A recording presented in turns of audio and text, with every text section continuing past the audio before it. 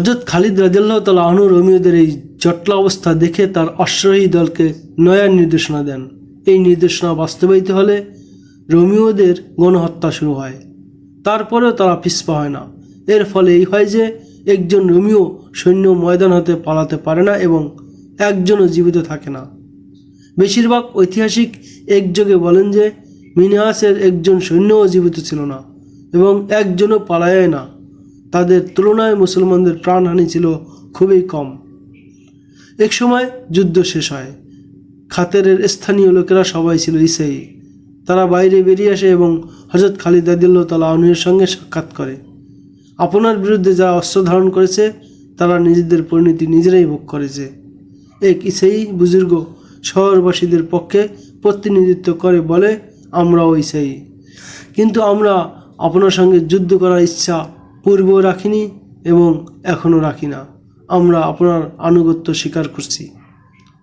যারা আমাদের সঙ্গে যুদ্ধ ব্যতিরেকে আমাদের আনুগত্য স্বীকার করে নেয় তারা আমাদের নিরাপত্তার বলয়ে চলে আসে।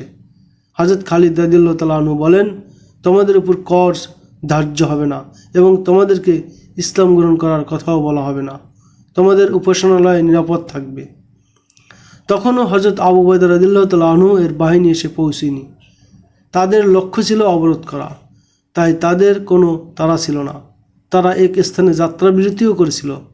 হযরত খালিদ রাদিয়াল্লাহু তাআলা আনহু খাতেবে বসে থাকেন না, কেননা তার দায়িত্ব ছিল কনসিরিন অবরোধ করা। এলাকাটি সে স্থান হতে বেশি দূরে ছিল না। কনসিরিনে কিছু সৈন্য বিদ্যমান ছিল। হযরত খালিদ রাদিয়াল্লাহু তাআলা আনহু অবরোধ করলে রোমীয়রা শহর রক্ষা পাঁচিলের উপর উঠে তীর বর্ষণ করা শুরু করে। হযরত খালিদ রাদিয়াল্লাহু তাআলা আনহু এর বিশ্বাস ছিল যে ভেতরে বেশি সৈন্য নেই। ভেতরে সৈন্য বেশি থাকলেও হযরত খালিদ রাদিয়াল্লাহু তাআলা আনহু হিম্মত হারাতেন না। তিনি স্বীয় পক্ষের এই দূতকে এই বার্তা দিয়ে কেল্লার দরজার কাছে পাঠান, হে রোমীয়, যদি তোমরা আকাশের গা ঘেঁষে চলমান মেঘমালার মধ্যেও হতে, তবুও আমাদের আল্লাহ আমাদেরকে তোমাদের পর্যন্ত অথবা তোমাদেরকে আমাদের পর্যন্ত পৌঁছাতেন। আমরা তোমাদেরকে সুযোগ দিচ্ছি যে অত্যন্ত করুণ পরিণতির শিকার হওয়ার আগেই কেল্লার দরজা খুলে দাও। যদি দরজা আমাদের খুলতে হয় তাহলে সন্ধির শর্ত তোমাদের কোমর ভেঙে দিবে। তোমাদের সালার মিনহাস খাতেবের বাইরে মরে পড়ে আছে এবং যে সৈন্য সে সঙ্গে করে নিয়ে গিয়েছিল তার একজনও জীবিত নেই। আমরা তোমাদেরকে করুণ পরিণতির ব্যাপারে সতর্ক করছি। এই বার্তার নগদ ফল হয়। কেল্লার দরজা খুলে যায়। মুসলমানরা বিজয়ী বেশে শহরে প্রবেশ করে। করের অঙ্ক এবং অন্যান্য শর্ত নির্ধারিত হয়। এর মধ্যে সাধারণ একটি শর্ত এই ছিল যে কনসিরিন শহর এবং তার শহরবাসীর জানমালের নিরাপত্তার দায়িত্ব মুসলমানদের উপর বর্তাবে। আর যে লোক এ শহর ছেড়ে চলে যেতে চায় সে নিজ পরিবারের সঙ্গে কিংবা একাকী সেও মাল সম্পদ নিজের সঙ্গে নিয়ে যেতে পারবে। কনসিরিন শহর যখন হযরত খালিদ রাদিয়াল্লাহু তাআলা আনহু এর পূর্ণ অধিকারে চলে আসে তখন হযরত আবু উবাইদা রাদিয়াল্লাহু তাআলা আনহু এসে পৌঁছান। আবু সুলাইমান হযরত আবু উবাইদা রাদিয়াল্লাহু তাআলা আনহু হযরত খালিদ রাদিয়াল্লাহু তাআলা আনহু এর সঙ্গে কোলাকুলি করে বলেন, তোমার উপর আল্লাহর রহম হোক। আমি খাতেবের বাইরে রোমীয়দের লাশ দেখে এসেছি। হযরত আবু উবাইদা রাদিয়াল্লাহু তাআলা আনহু সেদিনেই মদিনায় খলিফাতুল মুসলিমিন বরাবর বার্তা পাঠান। সে বার্তায় তিনি হযরত খালিদ রাদিয়াল্লাহু তাআলা আনহু এর বিরাট সফলতার পূর্ণ বিবরণ লিখে পাঠায়। এই সফলতা এই দৃষ্টিকোণ থেকে বিরাট ছিল যে রোম সাম্রাজ্যের কফিনে এটা ছিল আরেকটি পেরেক স্থাপন। প্রায় সকল ঐতিহাসিক লিখেছেন আমিরুল মুমিনিন এই বার্তাটি পাঠ করে বলেছিলেন, আল্লাহ তাআলা খালিদকে জন্মগতভাবে যুদ্ধ করা এবং যুদ্ধ পরিচালনার জ্ঞান প্রদান করেছেন। হযরত আবু বকর রাদিয়াল্লাহু তাআলা আনহু এর উপর আল্লাহর রহমত হোক, তিনি আমার চেয়ে মানুষ চিনতেন বেশি। কনসিরিনের পরে হালাব নামক একটি প্রসিদ্ধ শহর ছিল। সেখানে রোমীয়দের একটি বড় দল কেল্লাবদ্ধ ছিল। সেখানে যে রোমীয় সালার কেল্লাপতি ছিলেন তার নাম ছিল ইউকন্না। তিনি অভিজ্ঞ সালার ছিলেন। তিনি জীবনে অনেক যুদ্ধে অংশ নিয়েছেন এবং সকল যুদ্ধে বিজয়ী হয়েছিলেন। হজরত আবু উবাইদা রাদিয়াল্লাহু তাআলা আনহু এবং হজরত খালিদ রাদিয়াল্লাহু তাআলা আনহু হালাব অভিমুখে যাত্রা করেছিলেন। রোমীয় সালার ইউকন্যা যথাসময়ে জানতে পারেন যে মুসলিম বাহিনী আসছে। রোমীয় সালাররা কিছুদিন ধরে এই নিয়ম চালু করেছিলেন যে তারা যখন শুনত মুসলিম বাহিনী আসছে তখন তারা সৈন্যদেরকে একত্রিত করে উত্তেজনাকর ভাষণ দিত এবং কেল্লার বাইরে এসে লড়াই করত। এটি একটি দুঃসাহসিক পদক্ষেপ ছিল। সম্ভবত তারা এর মাধ্যমে এটা প্রকাশ করতে চায় যে তারা মুসলমানদেরকে ভয় করে না।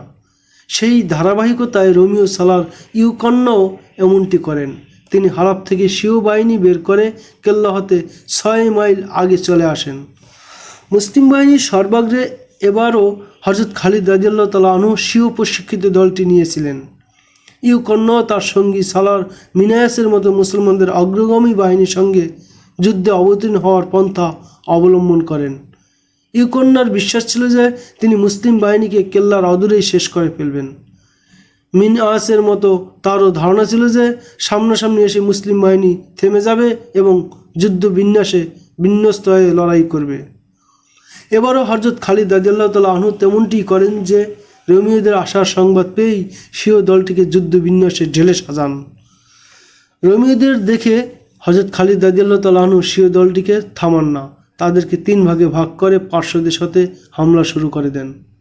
অশ্বারোহীরা এভাবে প্রান্তের পর প্রান্ত বদল করে লড়াই করে যে রোমীয়রা চতুর্দিক হতে মাঝখানে এসে জমা হয়। এ সময় হজরত খালিদ রাদিয়াল্লাহু তাআলা আনহু সম্মুখ দিক থেকেও হামলা করেন। হজরত খালিদ রাদিয়াল্লাহু তাআলা আনহুর এই আক্রমণাত্মক পলিসি ইউকন্যার জন্য অযাচিত ছিল। তিনি যে পরিকল্পনা করেছিলেন তার বিপরীত হয় এবং তার বাহিনী পা উপড়ে যায়। এই যুদ্ধেও রোমীয়দের সংখ্যা মুসলমানদের তুলনায় বেশি ছিল। ইউকন্যার বাহিনীর মনোবল ভেঙে যায়। তিনি পিছু হটেন এবং কেল্লায় গিয়ে আশ্রয় নেন। কেল্লাটি ছিল পাহাড়ের উপর অবস্থিত, এ কারণে তা অধিকার করা কঠিন ছিল। মুসলমানরা কেল্লা অবরোধ করে রাখে। ইউকন্যা অনেকবার স্বীয় বাহিনীকে কেল্লা হতে বের করে মুসলমানদের উপর হামলা করাতেন, কিন্তু অযথা প্রাণহানি ছাড়া তার আর কোনো ফায়দা হয় না। ইউকন্যার আশা ছিল যে সম্রাট হিরাকেল সৈন্য এবং রসদ সামগ্রী পাঠাবেন। সম্ভবত তার এই তথ্য জানা ছিল না যে প্রায় সমগ্র সিরিয়ায় মুসলমানরা ছড়িয়ে পড়ছিল এবং এখন আর কোথাও হতে তার সাহায্য পাওয়ার সম্ভাবনা ছিল না। একসময় ইউকন্যা হামলার ধারা বন্ধ করে দেন এবং কেল্লার অভ্যন্তরেই চুপচাপ বসে থাকেন। মুসলমানরা যে কোনো উপায়ে কেল্লার অভ্যন্তরে যাওয়ার জন্য চেষ্টা করছিল, কিন্তু সফল হতে পারেন না। এভাবে অবরোধকালে 4 মাস পেরিয়ে যায়। দীর্ঘ অবরোধে কেল্লার অভ্যন্তরে রোমীয়রা এমন উদ্বিগ্ন ও ভীত সন্ত্রস্ত হয় যে ইউকন্যা একদিন তার দূত বাইরে এই বার্তা দিয়ে পাঠায় যে তিনি অস্ত্র সমর্পণ করতে প্রস্তুত আছেন। ইউকন্যার এই আশা ছিল না যে হজরত খালিদ রাদিয়াল্লাহু তাআলা আনহু তার দেওয়া শর্ত মেনে নেবেন। তার শর্ত এই ছিল যে তাকে এবং তার সকল সৈন্যকে কেল্লা হতে নিরাপদে চলে যাওয়ার সুযোগ দিতে হবে। তার দূত যখন ফিরে গিয়ে তাকে জানায় যে মুসলমানরা তার শর্ত মেনে নিয়েছে, তখন তিনি হতবাক হয়ে যান। না, তিনি বলেন, এমনটি হতে পারে না যে বিজয়ীরা ওই সৈন্যদেরকে ক্ষমা করে দিবে যারা তাদের সামনে অস্ত্র সমর্পণ করে। আমি জানি কপালে কি আছে। যখন খালি হাতে সৈন্যরা বাইরে বের হবে তখন তাদেরকে ঠান্ডা মাথায় হত্যা করা হবে। এক সময় সে এখন আসে যখন ইউকন্যার বাহিনী অস্ত্রহীন অবস্থায় বাইরে বেরিয়ে আসে এবং তারা মুসলমানদের মাঝখান দিয়ে নিরাপদে চলে যায়। নিয়ম ছিল ইউকন্যা সকলের পূর্বে বের হবেন, কিন্তু তিনি সবাইকে অবাক করে দিয়ে পরিশেষেও বের হন না।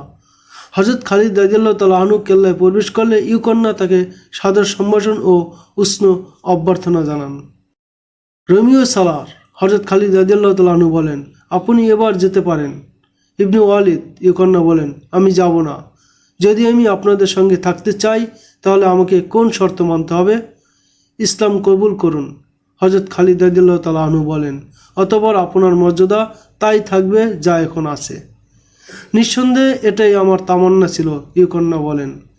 ইউকন্যা হজরত খালিদ রাদিয়াল্লাহু তাআলা আনহুর হাতে হাত দিয়ে ইসলাম গ্রহণ করেন এবং পরবর্তী যুদ্ধক্ষেত্রে তিনি প্রমাণ দেন যে তিনি ইসলামের একজন নির্ভরযোগ্য ও দুর্বার সালার। সিরিয়ার একটি বড় শহর ইন্তেকিয়া। এই শহরের গুরুত্ব ছিল অনেক। এটি অতি গুরুত্বপূর্ণ একটি শহর হওয়ায় রোম সম্রাট হিরাকেল এখানে তার হেডকোয়ার্টার বানিয়েছিলেন।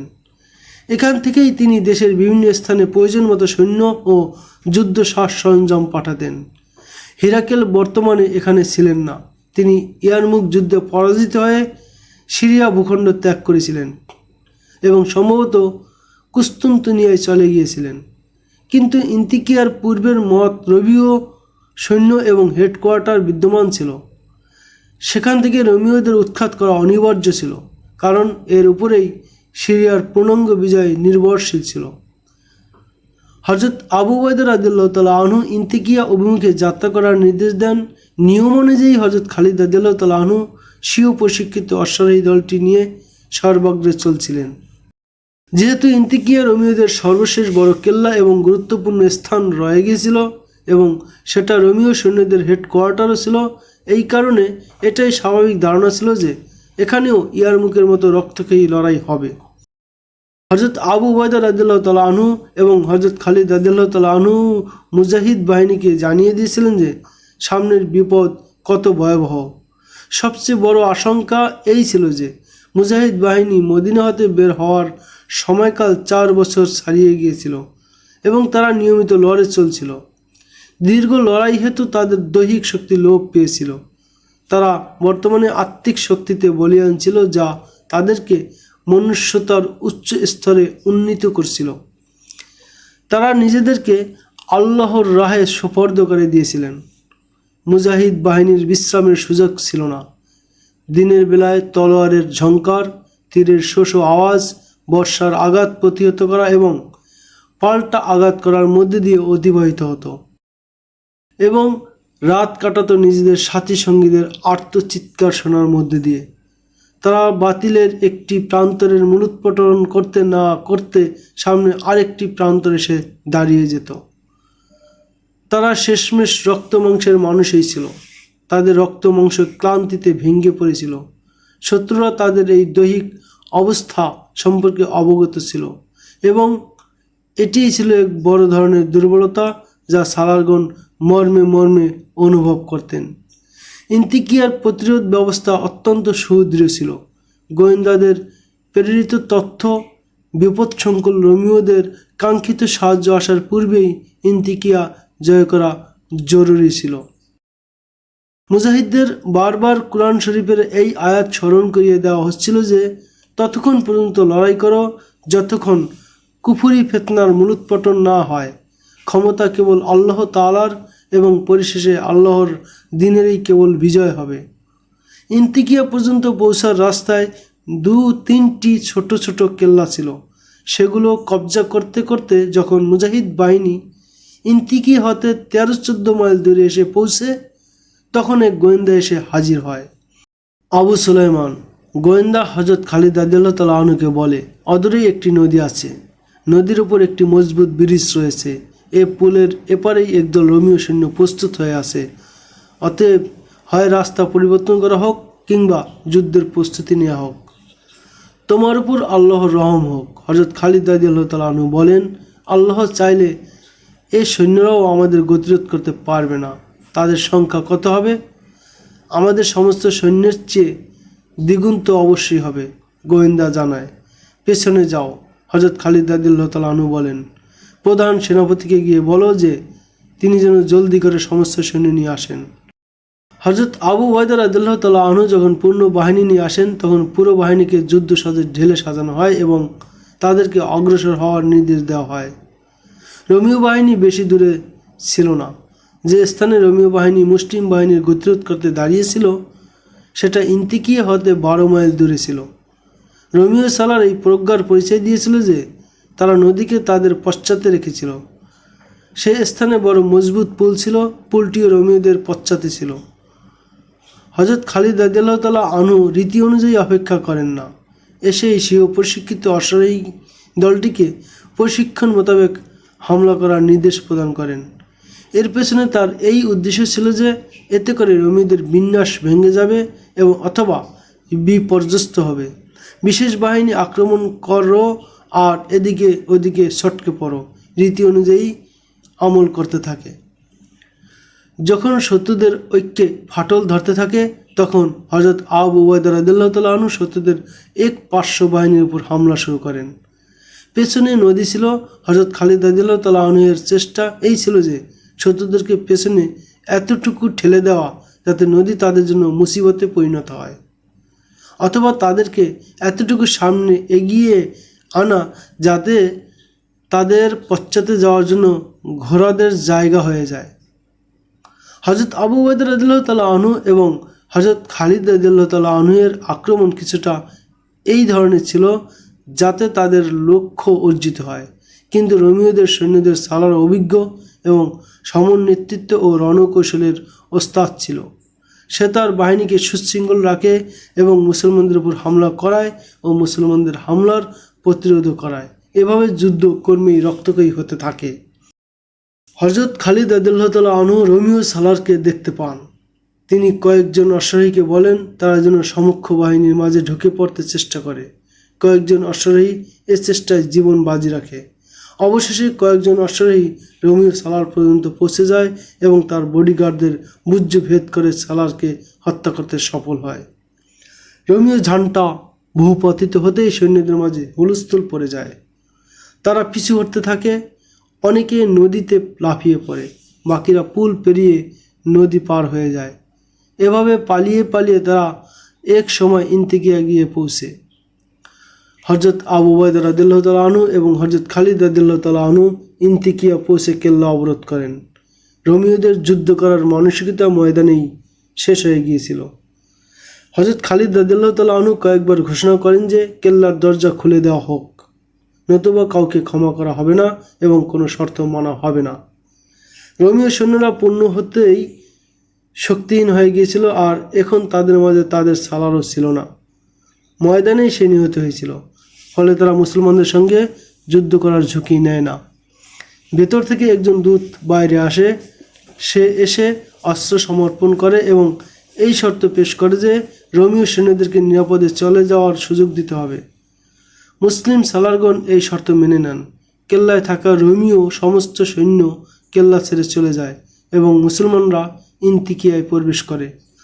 637 খ্রিস্টাব্দের 30 অক্টোবর ইন্তিকিয়া বিজয়ের মধ্যে দিয়ে চূড়ান্তভাবে সমগ্র সিরিয়া মুসলিম সাম্রাজ্যের অন্তর্ভুক্ত হয়। রোমীয়দের সর্বশেষ এবং সবচেয়ে বড় শহর মুসলমানদের দখলে চলে আসে। এরপরে ছোট ছোট 2-4 স্থান রয়ে গিয়েছিল যেখানে রোমীয়রা বিদ্যমান ছিল, তবে তারা যুদ্ধের জন্য বিদ্যমান ছিল না, বরং পালিয়ে যাবার সুযোগ তাদের হচ্ছিল না। এভাবে 637 খ্রিস্টাব্দের শেষের দিকে সিরিয়া যেমনি মুসলমানদের অধিকারে চলে আসে, তেমনি এ ভূখণ্ড হতে রোমীয়দের শাসন ব্যবস্থা চিরতরে রহিত হয়ে যায়। অবসান ঘটে রোমীয় যুগের, শুরু হয় ইসলামী শাসন ব্যবস্থার নবযুগ। ক্ষমতার হয় হাতবদল ও পালাবদল। কুস্তুনতিনিয়ায় হিরাকেল ইসাইদের এক প্রতিনিধি দলের সামনে তার মহলে বসা ছিলেন। ইনি সেই সম্রাট হিরাকেল যার চোখের হালকা পলকে কয়েকজন মানুষকে জল্লাদের হাতে তুলে দেওয়া হতো। এই সেই হিরাকেল যিনি প্রথম দিকে মুসলমানদেরকে চিরতরে নিচ্ছিন্ন করে দেওয়ার নির্দেশ দিয়েছিলেন। ইনি সেই হিরাকেল যিনি একসময় এই কথা বলে আশ্চর্য প্রকাশ করেছিলেন যে আরবের এই বুদ্ধদের এই দুঃসাহস কীভাবে হলো যে তারা রোম সাম্রাজ্যের সীমানার মধ্যে পা দিয়েছে। কিন্তু অল্প কিছুদিন পরেই সেই হিরাকেল তার রাজত্বের অর্ধেক মুসলমানদের হাতে তুলে দিয়ে পরাস্ত অবস্থায় নিজের রাজধানী কুস্তুনতিনিয়ায় বসাছিলেন। যেন কখনো আর হার না মানা জুয়ারি বাজিতে হেরে গেছে এবং তার কাছে এক ফুটো পয়সাও নেই। তোমরা কিভাবে আমাকে নিশ্চয়তা দিতে পারো যে তোমরা মুসলমানদেরকে তাদের দখলকৃত অঞ্চল থেকে বের করে দিবে? হিরাকেল তার সকাশে উপস্থিত ইসাই প্রতিনিধি দলকে বলেছিলেন, যদি তোমাদের মাঝে এতটুকু জান প্রাণ থাকতো তাহলে আজ আমাকে তোমাদের মাঝে এভাবে বসতে হতো না। রোম সম্রাট ইসাই প্রতিনিধি দলের নেতা বলে, এখন এই চিন্তা করা অর্থহীন যে পরাজয়ের দায়ভার কার।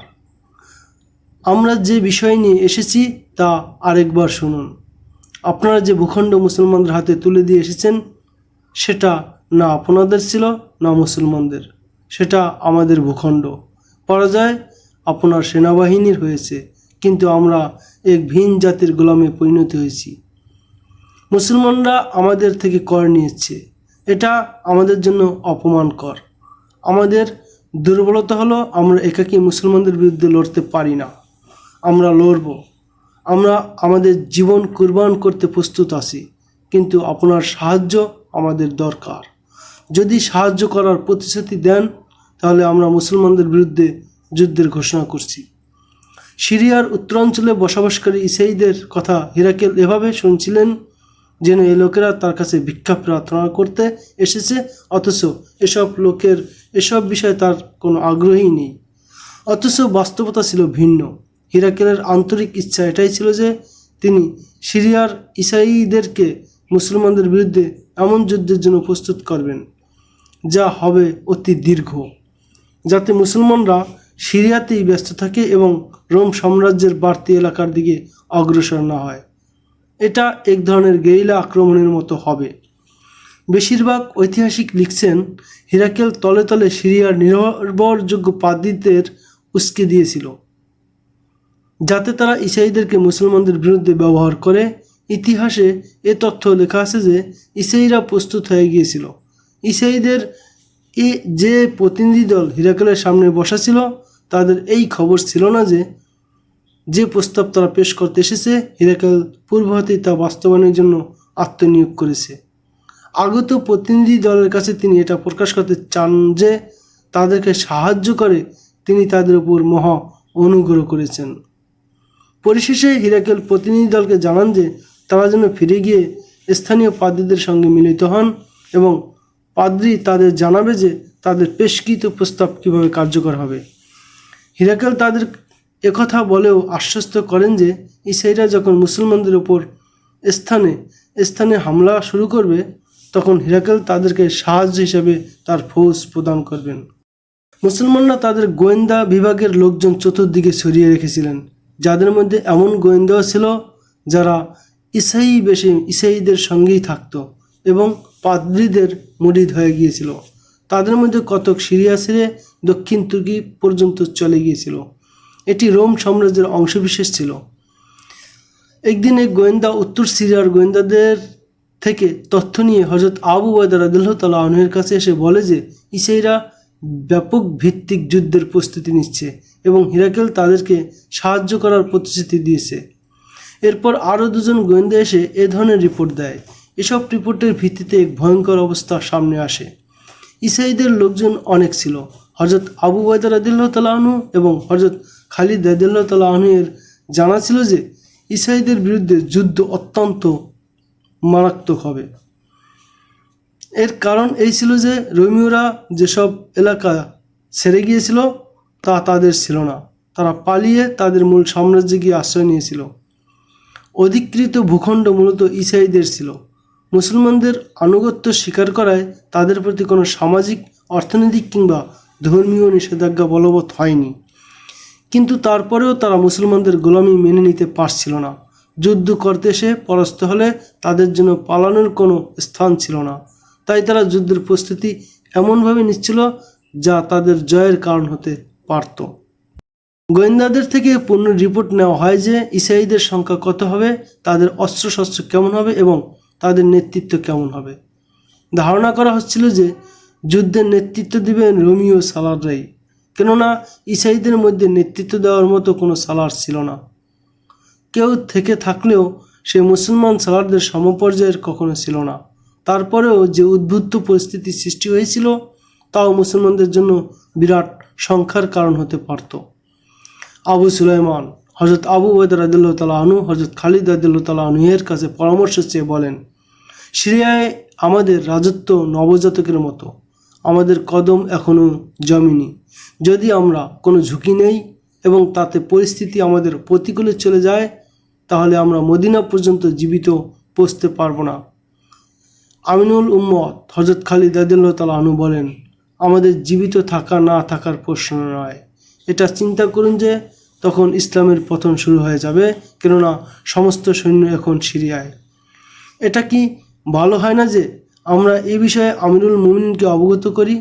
হযরত আবু উবাইদা রাদিয়াল্লাহু তাআলা আনহু বলেন, এবং মদিনা হতে সাহায্য চাই, আমাদের সংখ্যা আর কতই বা আছে। আমিনুল উম্মত হযরত খালিদ রাদিয়াল্লাহু তাআলা আনহু বলেন, মদিনা পর্যন্ত বার্তা যেতে এবং সেখান থেকে সাহায্য আসতে অনেক সময় লেগে যাবে। এটা কি ভালো হয় না যে বিভিন্ন স্থানে ছড়িয়ে থাকা আমাদের সৈন্যদেরকে আমরা এক স্থানে সমবেত করি? সেসব স্থানে আমরা একান্ত প্রয়োজন মতো সৈন্য রাখবো আর বাদ বাকিদেরকে কোথাও প্রত্যাহার করে নিয়ে আসব।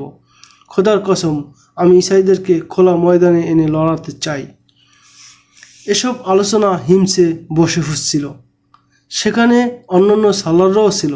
তাদের সকলের মত ছিল, আমরা হিমসের অভ্যন্তরেই থাকব আর ঈসাইদেরকে এখানে এসে অবরোধ করার সুযোগ দিব। হযরত আবু উবাইদা রাদিয়াল্লাহু তাআলা আনহু অধিকাংশের মত অনুযায়ী এটাকেই রায় হিসেবে ঘোষণা করেন। আশেপাশের এলাকায় যেসব মুজাহিদ ছিল তাদেরকেও হিমসে এনে সমবেত করা হয়। এর পাশাপাশি হযরত আবু উবাইদা রাদিয়াল্লাহু তাআলা আনহু এক দ্রুতগামী দূতের হাতে আমিরুল মুমিনিন হযরত ওমর রাদিয়াল্লাহু তাআলা আনহু এর বরাবর একটি বার্তা পাঠান। সেই বার্তায় তিনি বিস্তারিতভাবে জানান যে হিরাকেলের পৃষ্ঠপোষকতায় ঈসাইরা কেমন পরিস্থিতি সৃষ্টি করছে। হযরত আবু উবাইদা রাদিয়াল্লাহু তাআলা আনহু এটাও লিখেন যে তিনি আপাতত সিদ্ধান্ত নিয়েছেন হিমসে কেল্লা পরিবেষ্টিত থেকেই তিনি লড়াই করে যাবেন। 638 খ্রিস্টাব্দ শুরু হয়ে গিয়েছিল। আরও 1.5-2 মাস চলে যায়।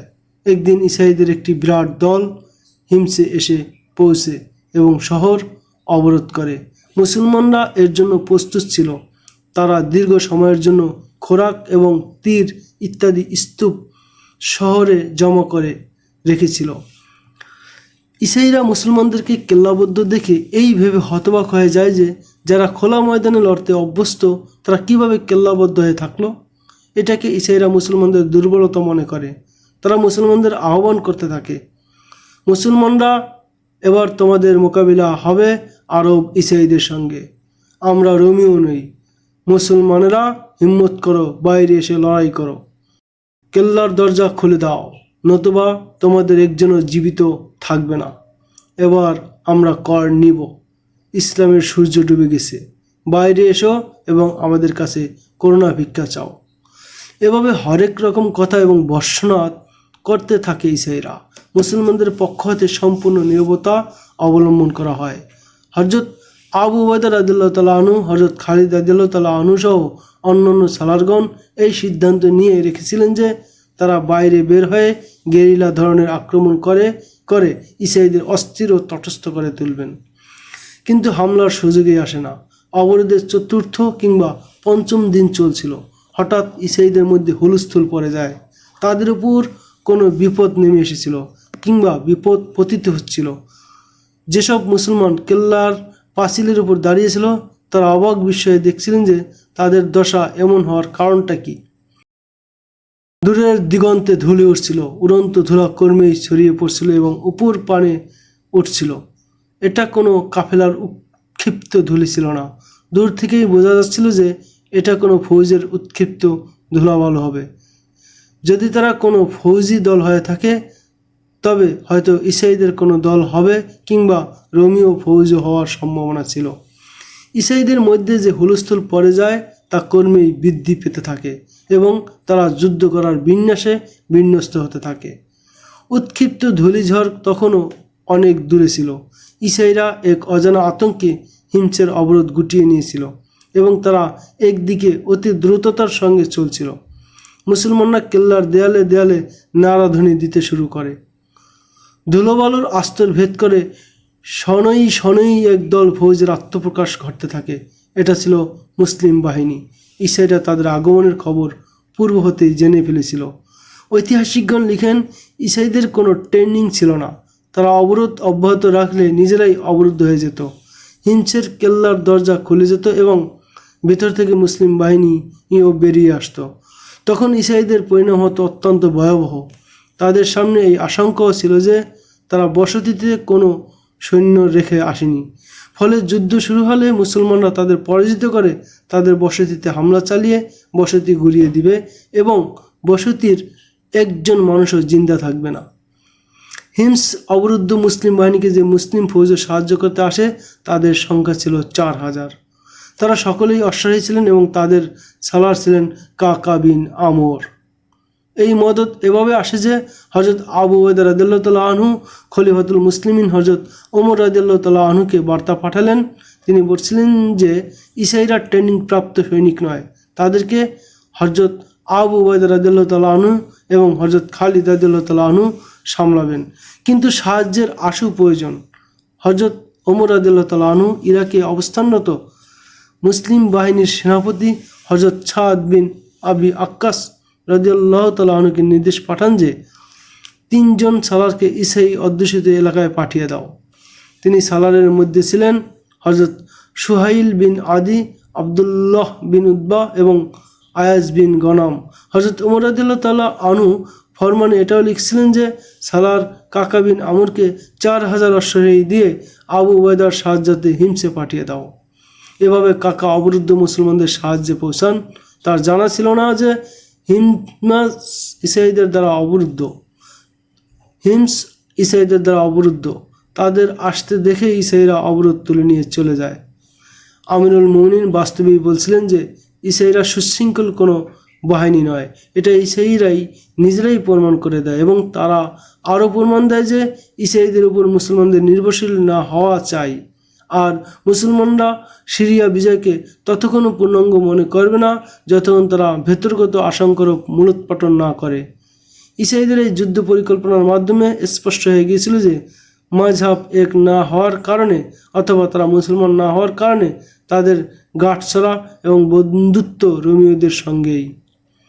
খলিফার নির্দেশে উপদ্বীপের সমস্ত এলাকা মুসলমানদের শাসন ব্যবস্থার অধীনে আনা হয়।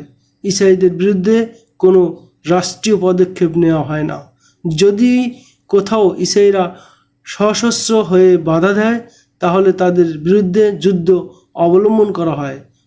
উত্তর সীমান্তকে সন্ত্রাসী কার্যকলাপ থেকে বাঁচাতে হজরত আবু উবাইদা রাদিয়াল্লাহু তাআলা আনহু সীমান্তের ওপারে গিয়ে হামলা শুরু করেন।